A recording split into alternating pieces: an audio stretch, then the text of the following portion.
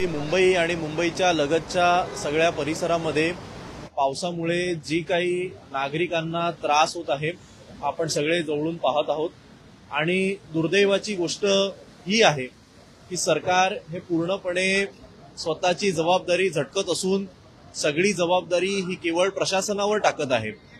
माझा प्रश्न सरकारला आणि मुंबई महापालिकेचे जे कोण जबाबदार महापौर असतील किंवा सुपर मेयर जे कोण 2-3 आहेत यांना आहे की जेव्हा जेव्हा क्रेडिट घेण्याची वेळ येते, जेव्हा जेव्हा उद्घाटन करण्याची वेळ येते, जेव्हा जेव्हा काहीतरी चांगलं होतं तेव्हा आम्ही केलं हे अगदी पोटाच्या देठापासून ओरडणारे, ज्यावेळी आता लोकांचा दुर्दैवी मृत्यू होतोय त्यावेळी बळीचा बकरा हा केवळ कनिष्ठ अधिकाऱ्यांना बनवलं जातंय।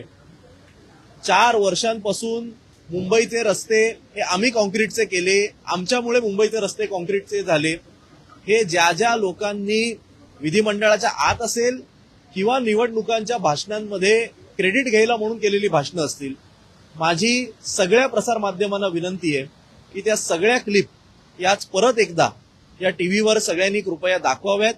जनतेला कळलं पाहिजे की 4 वर्षांमध्ये किती लोकांनी कोणी हे दावे केले की कॉन्क्रीटचे रस्ते हे मुंबईचे आम्ही केले, आणि आज त्याच कॉन्क्रीटच्या रस्त्यांमुळे आज मुख्यमंत्र्यांनी निवेदन करताना सांगितलं 350 झाडं ही एका दिवसात पडली आणि कदाचित आज अजून पडतील।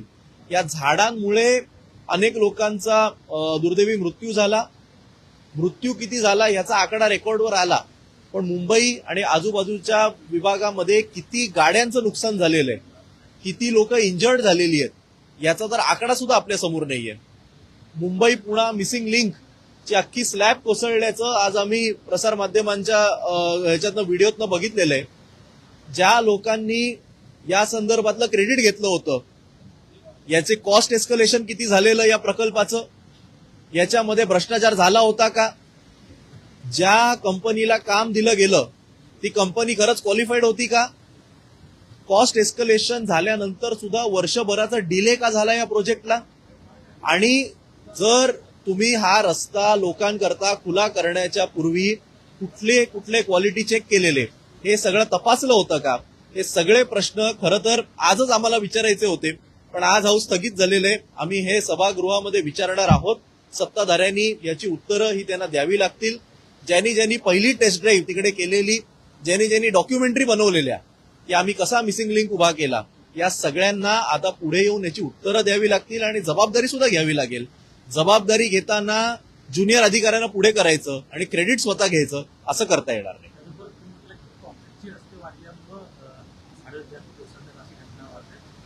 कॉन्क्रीटच्या रस्त्यांमुळे, झाडांची पालामुळे ही जी काही रूट्स होते ही डॅमेज झाली आहेत, हे काय मी सांगत नाहीये, तर स्वतः मुंबईच्या आयुक्त अश्विनी भिडे यांनी अधिकाऱ्यांना अशा सूचना दिल्याची वृत्त ही Times of India, Free Press Journal पासून सगळ्या वाहिन्यांनी दिलेली आहेत। या संदर्भात चौकशी स्वतः आयुक्तांनी केल्याच्या नंतर हे सिद्ध होतं की कॉन्क्रीटच्या रस्त्यांमुळे सगळं घडले। आज करून सगळे रस्ते मुंबई पुणे कनेक्ट पूर्णपणे तुटलेले आहे। मुंबई पुणे रेल्वे मार्ग देखील बंद पडलेला आहे। पावसाच्या दुर्घटना आहे, तर सरकारकडून ज्या उपाययोजना केला पाहिजे नाही, सरकार हे पूर्णपणे अपयशी ठरलेलं आहे। मी खास करून आपल्या माध्यमातून मुंबईकर जनतेला सुद्धा आठवण करून देऊ इच्छितो। कदाचित सरकारचे, भाजपचे, शिंदे गटाचे लोक येऊन तुम्हाला सांगतील की आमची सत्ता येऊन 3च महिने झाले, पण हे साफ चुकीचे। 2022 पासून मुंबई महानगरपालिकेत प्रशासक राज आहे। मुंबई महापालिका ही थेट राज्य सरकारच्या कंट्रोल खाली काम करत होती, त्यामुळे 2022 पासून आतापर्यंत जवळपास सलग 4 वर्ष भाजप आणि शिंदे गट यांच्या अध्यक्षतेखाली ही संपूर्ण नेतृत्वाखाली मुंबई महापालिका काम करत असताना मुंबई महापालिका कशी अपयशी ठरलेली आहे हे आपण सगळे पाहत आहोत। नाले सफाईचे दावे हे 131% हे अमित साटम असतील किंवा अन्य लोकांनी केलेले, आणि त्यानंतर आता नाले सफाईची काय परिस्थिती आहे ही देखील आपण पाहिलेली आहे। आज मुख्यमंत्र्यांनी सांगितलं की दुपारनंतर अजून भयान परिस्थिती होणार आहे। मला असं वाटतं की हे निवेदन सभागृहात करण्याच्या ऐवजी जर आधीच डिक्लेअर केलं असतं तर लांबून आमदार इथपर्यंत आले नसते। 10 मिनिटात तहकूब करण्याच्या ऐवजी सगळ्यांना एक मेसेज पाठवला असता तरी ही गोष्ट करता आली असती, पण ठीक आहे, काही हरकत नाही। त्यामुळे सरकार हे केवळ आमदार खासदार फोडण्यातच व्यस्त असून त्यांची जी मूळ जबाबदारी आहे यातून पळ काढतंय हे सिद्ध झालेलं आहे.